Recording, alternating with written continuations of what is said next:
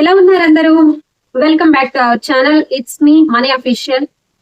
ఈ రోజు మనం వీడియోలో ప్రవీణ్ పగడాల్ గారు చనిపోయారు కదా. సో ఇది మనందరికీ తెలిసిన విషయమే.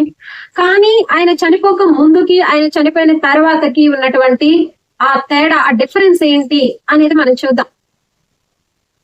గత ఒక నెలన్నర రోజులుగా ఈ టాపిక్ అనేది 2 తెలుగు రాష్ట్రాల్లోనే కాదు, మన దేశంలోనే కాదు, ప్రపంచ వ్యాప్తంగా ఎలా స్ప్రెడ్ అయింది అని చెప్పేసి మనందరికీ తెలిసిందే. ఎందుకు అంటే ఆయన చనిపోయారు అంటే యాక్సిడెంట్ ద్వారా చనిపోయారు, బాగా తాగి అని కొంతమంది, లేదు ఇది ముమ్మాటికి హత్యే అని చెప్పేసి మరికొంతమంది, ఎవరి అభిప్రాయాలు వాళ్ళకి ఉన్నాయి.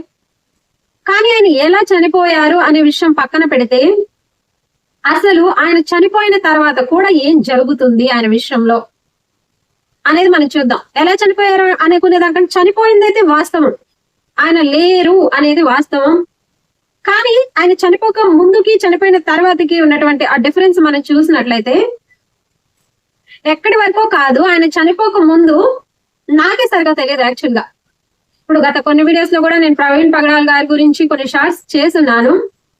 అవి ఆయన చనిపోయిన తరువాత, ఆయన వీడియోస్ విన్న తర్వాత, ఆయన డిబేట్స్ చూసిన తర్వాత నాకు ఆ అభిప్రాయాలు నాకు ఏమైతే అనిపించిందో అవి నేను చెప్పాను. అంతేగాని నాకు చనిపోక ముందు ఆయన ఎప్పుడన్నా రీల్స్ చూస్తున్నప్పుడు ఆయన మాట్లాడడం ఎప్పుడన్నా తగిలే అంతవరకే ఈయన ఇంత ఒక ఫేమస్ పర్సన్ అని కానీ ఇంత బాగా డిబేట్స్ చేస్తారు అని నాకు తెలియదు నిజానికి అంతకు ముందు అయితే. ఆయన డిబేట్స్ చూస్తే ఎంత లోతుగా ఆయన అధ్యయనం ఉంది అనేది అర్థమవుతుంది. పాయింట్ ఎదుటి వాళ్ళని ఏ విధంగా క్వశ్చన్ చేయాలి అండ్ దానిలో ఎంత నిజం ఉంది. ఏదో క్వశ్చన్ చేసామంటే చేయడం కాదు, ఏదో మాట్లాడమంటే మాట్లాడడం కాదు, కానీ ఎంత నాలెడ్జ్ ఉందో ఆయనకి, ఆ నాలెడ్జ్ తెలియని ప్రజలకు కూడా తెలియచేయాలి అని చెప్పేసి ఆయన తాపత్రయం, ఆయన తపన, అవన్నీ కూడా ఆయన రీల్స్ లో నేను ఆయన వీడియోస్ చూసినప్పుడు కానీ, ఆయన డిబేట్స్ చూసినప్పుడు కానీ అర్థమైంది క్లియర్ గా. నాకే తెలియదు, కానీ ఆయన చనిపోయిన తర్వాత ఇప్పుడు ఇన్స్టాగ్రామ్ ఓపెన్ చేసిన, యూట్యూబ్ ఓపెన్ చేసిన, ఆయన బ్రతికున్నప్పుడు అందించిన వాక్యం అప్పుడు నాకు తెలియలేదు. ఎంతమందికి తెలియలేదు అప్పుడు చాలా వరకు. ఇప్పుడు ఆయన చనిపోయాక నాకు కాదు, మన 2 తెలుగు రాష్ట్రాల్లో కాదు, ఇంకా మన కంట్రీలోనే కాదు, ఒక వరల్డ్ వైడ్ గా ప్రపంచ వ్యాప్తంగా ప్రవీణ్ పగడాల్ గారు తెలియడం జరిగింది. నేను ఇక్కడ చెప్పదలుచుకుంది ఏంటి అంటే, ఆయన చనిపోయారు అనుకుంటున్నాం, అది నిజమే, అది చాలా బాధాకరమైన విషయం. కానీ ఆ మరణంలో ఆయన పడిన శ్రమలో ఏం జరిగింది అనేది ఇక్కడ నేను పాయింట్ గా చెప్పదలుచుకున్నాను. శ్రమలో ఉన్న బ్యూటీ గురించి నేను ఈ రోజు మాట్లాడాలి అనుకుంటున్నాను. చెప్పాను కదా, నాకే ఆయన చనిపోక ముందు అంతగా తెలియదు, ఇంకా కొంతమందికి కూడా తెలియదు. తెలియని వాళ్ళందరికీ కూడా ఈ రోజు ప్రవీణ్ పగడాల గారు అంటే ఆయన డిబేట్స్ అందరికి తెలుస్తున్నాయి. అప్పుడు కేవలం రక్షణ టీవీలోనే ప్రసారం చేయబడింది అంటే ఆయన వాక్యం. కానీ ఇప్పుడు ప్రతి ఛానల్లో ఆయన వాక్యాలు, ఆయన స్పీచ్లు, ఆయన డిబేట్స్, ఆయన క్వశ్చన్ అండ్ ఆన్సర్స్ ఇవన్నీ కూడా ప్రసారం చేయబడడం జరుగుతుంది. బ్రతికి ఉన్నప్పుడు కంటే మరణించిన తర్వాత మరి ఎక్కువగా సేవ చేస్తున్నారు ప్రవీణ్ పగడాల్ గారు. ఈ పాయింట్ ని నేను చెప్పాలనుకుంటున్నాను. బ్రతికి ఉన్నప్పుడు ఆయన తెలిసిన దానికంటే మరణించిన తర్వాత మరి ఎక్కువగా ఆయన ప్రపంచ వ్యాప్తంగా ప్రసిద్ధి చెందారు. ఆయన జీవితం మొత్తం సువార్త చేసిన, జీవితం మొత్తం కూడా ఇంకా ఎక్కువ సంవత్సరాలు బ్రతికి ఉన్నా ఇంత వ్యాప్తి చెందేవి కాదేమో. ఆయన మాటలు కావచ్చు, ఆయన బోధించిన మంచి మంచి విషయాలు, మతం గురించి, కులం గురించి, అది ఏదో నాకు ఆయన వింటున్నప్పుడు మతానికి సంబంధించిన విషయాల లాగా మాత్రమే కాదు, నిజంగా ప్రతి ఒక్క మతం, కులం వాళ్ళకి అందరికీ ఉపయోగపడే కొన్ని కామన్ టాపిక్స్ ఆయన మాట్లాడి ఉన్నారు. ఒక ఆడపిల్లల విషయం గురించి ఆయన చెప్పిన అంశాలు, ఆడపిల్లల విషయంలో పేరెంట్స్ ఏ విధంగా ఉండాలి అని చెప్పేసి ఆయన చెప్పిన నిజంగా నన్ను బాగా ఆకర్షించాయి.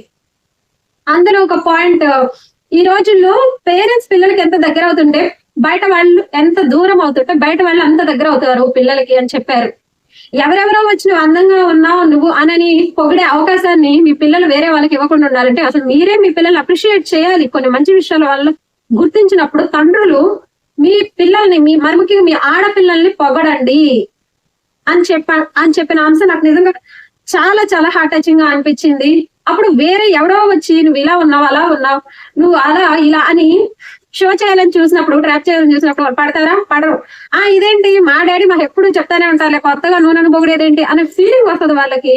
సో మీరు ప్రత్యేకంగా మీ ఆడపిల్లల మీద శ్రద్ధ పెట్టి మీ ఆడపిల్లలను పొగడండి, వాళ్ళలో మంచి విషయాలను అప్రిషియేట్ చేయండి అని చెప్పిన అది నన్ను చాలా చాలా బాగా నచ్చింది నాకు ఆ విషయం అయితే. ఇంకా ఆడపిల్లలు కరాటే నేర్చుకోవాలి, ఒక ధైర్యవంతురాలైన ఎస్తేరు వలె ఉండాలి, ఇలా కొన్ని బైబిల్లో వాళ్ళవి చెప్తూ ఈ లోక పరంగా వాళ్ళకి కూడా అర్థమయ్యే విధంగా చెప్తూ ఆయన ఇచ్చిన అసలు ఆ మోటివేషన్ స్పీచెస్ నాకు చాలా చాలా బాగా నచ్చాయి. అవి ఆయన మరణించక ముందు ఇన్ని మాట్లాడారని నాకు తెలియదు. ప్రవీణ్ పగడాల్ గారు అని ఒక పేరు విన్నాను, ఆయన సంబంధించిన రీల్స్ ఎప్పుడన్నా చూసేదాన్నేమో అవి స్క్రోల్ చేస్తున్నప్పుడు తప్ప. ఇంత మాట్లాడారు, ఇంత మంచి వక్త, ఇన్ని మంచి ప్రతి విషయం గురించి ఆయన టచ్ చేశారు. చివరికి ఎందుకు దేవుడు సైలెంట్ గా ఉంటారు, ఆయన బిడ్డను చంపినప్పుడు ఆయన ఒక అమ్మాయి క్వశ్చన్ చేసిన దానికి కూడా ఆయన ఆన్సర్ చెప్తుంటే, ఓ ఫ్యూచర్ లో ఈయనకు జరగబోయేది దాని గురించే ఈయన ఆన్సర్ చెప్పారా అని చెప్పేసి నాకు అనిపించింది ఆ వీడియో చూసినప్పుడు. ఆయన చనిపోయిన తర్వాతే ఆయన మాట్లాడిన ఇవన్నీ నేను చూశాను, నేను విన్నాను. ఆ డిబేట్స్ కావచ్చు, ఆ వీడియోస్ కావచ్చు, ఎంత నాలెడ్జ్, ఎంత జ్ఞానం ఉందో.